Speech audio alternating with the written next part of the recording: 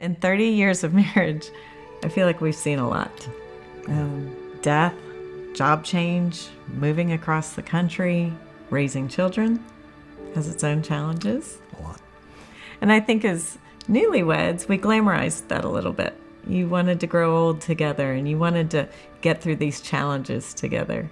But it's hard. It's hard. It can be hard at times.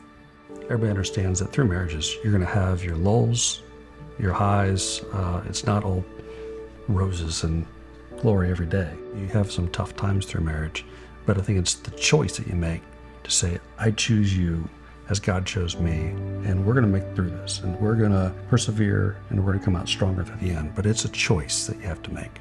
A lot of times when we have challenges in our relationship, you want the other person to change. You say, well, Mary did this wrong, I want her to change, or I do something wrong, she wants to change.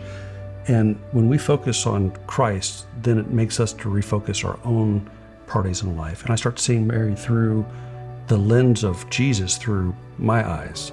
And that helps me and Mary and I merge our desires to be Christ-focused versus being individually focused. And that's what makes our marriage work. Even though we have some times, I'll tell you, there's some days where it's hard to get through it. It is the long-term destination for us to live our lives to glorify Christ. Marriage and raising children is not for sissies. It requires selflessness, laying down of your will, but the benefits are innumerable. To know that there's a better path and it's God's path, better than my path, and what I think is the best thing for our marriage or our family. I was raised to be strong and independent and to never need a man. Love a man, but never really need him. It was through years of studying God's word that I found this beautiful picture of submission. It's just finding that trustworthy authority that you can willingly submit to. It is dying to self and trust. I think trust is at the center of our marriage.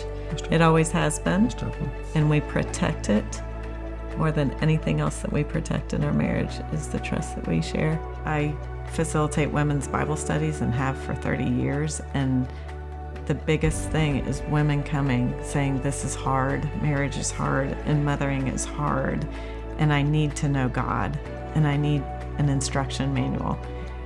And it's the blessed privilege of introducing them to a love relationship with God.